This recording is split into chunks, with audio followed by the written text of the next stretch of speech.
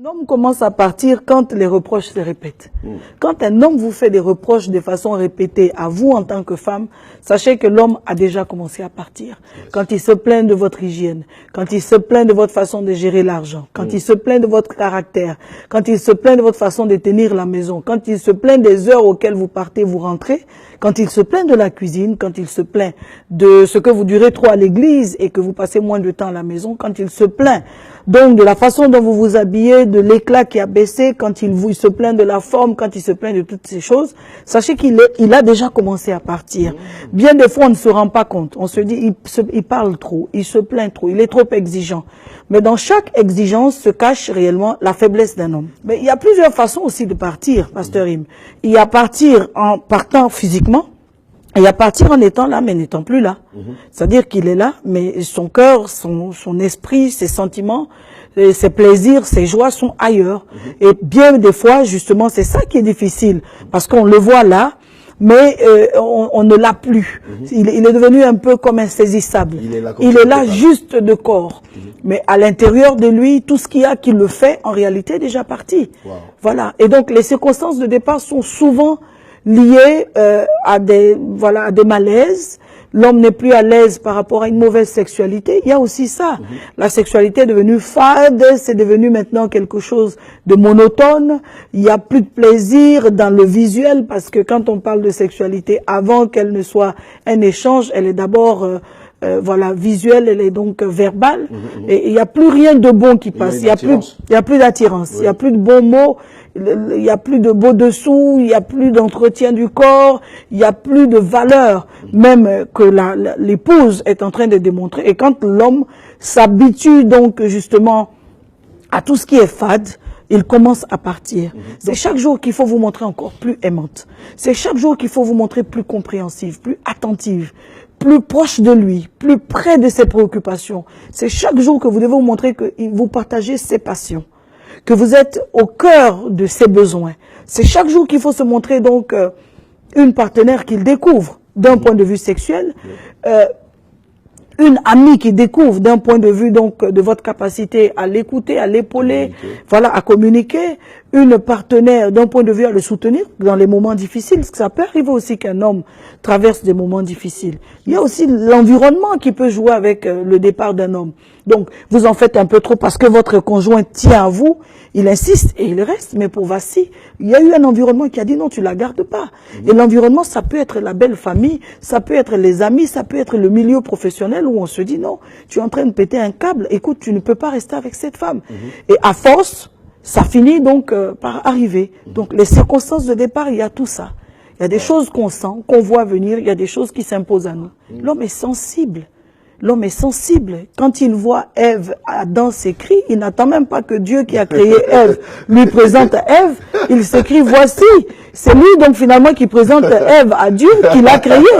Voyez. Donc pasteur, c'est ça. Parfois on est tellement donc familier dans le couple qu'on ne fait plus d'efforts et l'homme s'attache à quelqu'un de proche. On ne le sent pas partir. Il y a aussi le facteur spirituel. Un homme peut être envoûté par une autre femme. Un homme peut être séduit. Quand vous ne séduisez plus votre mari, quand vous n'êtes plus en train de lui plaire dans certains aspects, dites-vous qu'il est disponible et disposé à être séduit par une autre femme. Une femme doit plaire en tout temps et en toutes circonstances. Donc vous qui m'écoutez, évitez que la chose ne se détériore jusqu'à un certain niveau. Et il faut aussi éviter trop d'ingérence. Écoutez, ramener un homme à la maison, il y a aussi beaucoup d'humilité. Beaucoup d'humilité de la femme. Parfois, les femmes sont orgueilleuses. Mais en fait, dites-moi, vous êtes orgueilleuse, pourquoi? Quel est le problème qui vous rend aussi orgueilleuse, madame? Même que vous ayez un salaire, même que maintenant vous ayez donc un bulletin de salaire, même maintenant que vous ayez les moyens, même que vous ayez commencé à construire une maison, même que vous ayez des économies jusqu'à un certain niveau, même que vous portiez des sacs de valeur. Dites-moi, la question, c'est pourquoi est-ce que vous vous sentez obligé de défier votre homme? Beaucoup de femmes sont irresponsables. Donc, dès l'instant qu'il y a des problèmes, plutôt que de chercher les solutions, donc elles passent leur vie au téléphone à raconter aux femmes des amis de leur mari, aux amis de leur mari, à chercher des gens pour régler le problème à leur propre place. Donc quand elle essaie avec les amis que ça ne passe plus, elle essaie maintenant avec les pasteurs. Elle va dans une église, elle raconte toute sa vie là-bas. Et quand ça ne marche pas, alors c'est le pasteur ou l'église qui n'est pas bien. Elle se déplace, aller dans une autre église. Et d'église en église, et donc toute la ville a la vie de ton mari. Alors la chose que tu dois savoir, ça dégoûte. Les choses que ton mari te reprochait, pour lesquelles il est en train de partir, il faut abandonner ça. Ensuite, la chose, quand l'homme s'attache déjà à une autre femme, il faut avoir le courage d'observer cette femme. Les femmes sont bien des fois peureuses. Pasteur, il faut observer cette femme et trouver quelle peut être la raison pour laquelle mon mari à moi peut être en train de vouloir s'attacher à cette femme. Il y a forcément... on a cette attitude de femme. Oh, elle vaut rien, elle n'est pas belle. Oui, elle n'est pas belle, mais il est en train de s'attacher à elle. C'est ça. Ou elle n'a pas ma forme. Elle n'a pas ta forme, mais il est en train de s'attacher à elle. Donc le problème n'est plus que physique. Il y a la tension, il y a la douceur, il y a toutes ces choses. Oui. Donc, vous êtes des femmes prétentieuses. Vous êtes des femmes qui étaient en Afrique, qui étiez humbles, et lorsqu'on vous a aidé, votre mari vous a aidé, vous a fait venir en Europe, et que maintenant vous avez un salaire, vous avez une maison, vous zappez d'une chaîne à une autre, vous êtes devenus des femmes prétentieuses à cause d'un salaire, à cause de sacs à main que vous portez, à cause donc de quelques vêtements de marque que vous portez. Mais le mariage n'a rien à voir avec les marques. Le mariage a à voir avec le caractère. Le mariage a à voir avec la maturité, avec la sagesse de la femme. Le mariage a à voir aussi avec la consécration de la femme à Dieu. Si vous n'êtes pas une épouse consacrée, vous ne saurez pas ramener. Une femme peut influencer son mari au changement. Une femme peut emmener un homme qui était frivole à devenir un homme posé.